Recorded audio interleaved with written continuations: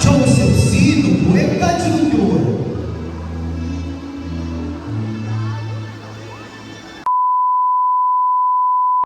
Hello mga mami at mga daddy na nanonood sa aming munting vlog. Welcome back sa The Del Rosario Chronicles. Vlog 35 na tayo. Pasensya na po kung medyo late na naman ang upload natin. Alam nyo naman, minsan talagang natatambakan tayo ng mga ganap. Pero finally, maibabahagi na rin namin sa inyo itong isang napaka-special na araw para sa aming pamilya. And of course, thank you so much sa lahat ng patuloy na nanonood, nagla-like, nagko-comment at nag-share ng aming videos. Sobrang thankful kami sa lahat ng support nyo. Kaya kung nanonood ka ngayon, sana tapusin mo itong vlog natin hanggang dulo. So ayan, itong vlog na ito ay tungkol sa graduation ng aking kapatid. Finally, nakapagtapos na rin siya ng college. BS Criminology graduate na siya sa Amore College. Hindi ko man sigurado kung tama yung pagkakasabi ko sa school. Basta ang importante, graduate na siya. Sobrang saya lang talaga ng araw na ito kasi nakumpleto rin kami. Nandito ang mga kapatid ko, si mama, ang asawa ko, pati yung mga girlfriends ng mga kapatid ko. Ayan, speaking of, may single mom tayo dyan ha. Baka may gusto makakilala, charot lang. Yung bunso naman namin single din at ready to mingle. Baka naman may viewers tayo dyan na naghahanap. Joke lang. Pero seryoso, sobrang saya lang makita kami magkakasama sa ganitong klaseng occasion. Kasi habang tumatanda tayo, mas na-appreciate natin yung mga ganitong moments. Yung dating normal lang na magkakasama kayo, ngayon parang ang sarap ng ikip na memory. At habang pinapanood ko itong graduation niya, hindi ko talaga maiwasang maging emotional. Kasi kung kilala niyo ako, alam niyo kung gaano ko kamahal ang mga kapatid ko. Lumaki talaga sila sa akin, simula bata pa sila. Hands-on na ako sa kanila. Lagi kong sinusubukan na gabayan sila at ilayo sa mga bagay na alam kong hindi makabubuti sa kanila. Hindi naman naging madali. Lalo na itong graduate natin ngayon. Naku, napakatamad mag-aral dati. Lagi kami nag-aaway niyan. Minsan gusto, barkada. Minsan ayaw mag-aral. Kaya talagang napapagalitan ko. Pero ngayon habang nakikita ko siya nakapang-graduation attire at may diploma na, napapasabi na lang ako ng grabe, nakapagtapos din. Pero sa totoo lang, sobrang proud ako. Kasi kahit may mga panahon na nahirapan siya, kahit may mga pagkakataong parang ayaw na, tinapos pa rin niya.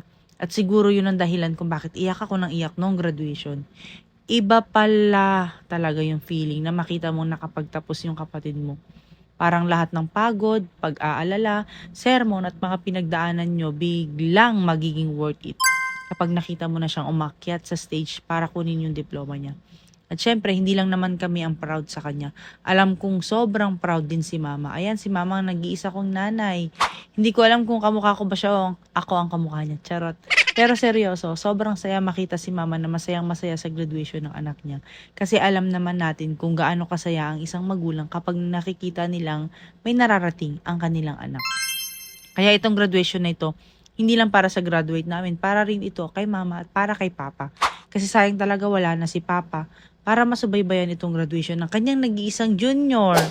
Nawala na kasi si papa kaya hindi na namin siya kasama physically sa mga ganitong special na moments. Pero kahit wala na siya, hindi ibig sabihin na wala na siya sa buhay namin. Palagi pa rin namin siyang kasama sa puso namin. Siguro kung nandito si papa, sobrang saya niya at sobrang proud siya sa kapatid ko. Kaya habang nakikita ko yung graduation, naiisip ko talaga kung gaano siya kasaya kung nakita niya ito. Papa, we love you so much. Itong achievement na to para rin sa'yo, Papa. Kaya yun, medyo naging emotional talaga ako sa graduation. Damang-dama mo rin kasi talaga yung part na tribute to parents, yung mga pasasalamat ng graduate sa parents nila. Nakakaiyak talaga. Kaya congratulations talaga sa ating graduate at sa lahat din ng mga graduate. Pero syempre, hindi pa ito nagtatapos ang laban. May board exam pa pagkatapos nito. Kaya Lord, tulungan niyo po siya. Sana one take lang. Iyan ang panalangin namin bilang pamilya. Wow! Sana lahat ng pinag-aralan niya at lahat ng paghihirap niya ay magbunga at maging successful siya sa karir na pinili niya. Andito lang kami para suportahan ka.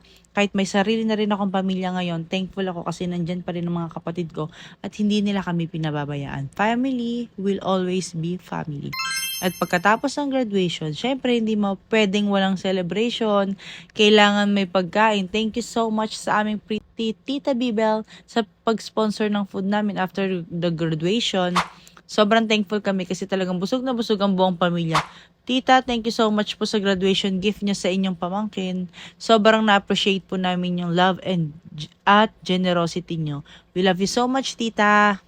Kaya ayan, pagkatapos ng ceremony, kainan na. Ang dami naming nakain. Pero yung pinakamasaya talaga, hindi lang dahil sa pagkain.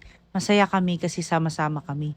Kumpleto ang pamilya, may bagong graduate, may celebration, may tawanan, at may mga memories na siguradong babalik-balikan namin. At doon ko talaga na-realize na kahit hindi perfect ang buhay, may mga moments talaga na mapapasabi ko na lang na thank you Lord. Thank you Lord dahil nakarating kami sa araw na ito. Thank you dahil hindi mo kami pinabayaan. At thank you dahil hindi sumuko ang kapatid ko hanggang sa matapos niya ang pag-aaral niya.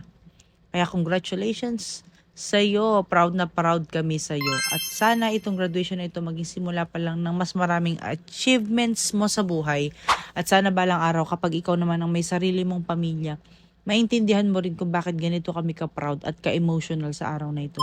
Kasi hindi lang naman diploma ang hawak mo. Kasama dyan yung lahat ng effort, sacrifices, prayers at pagmamahal ng mga taong nasa likod mo. Again, congratulations sa aking poging kapatid. And to everyone watching, maraming salamat sa pagsama sa amin sa isang napaka-special na family moment na ito.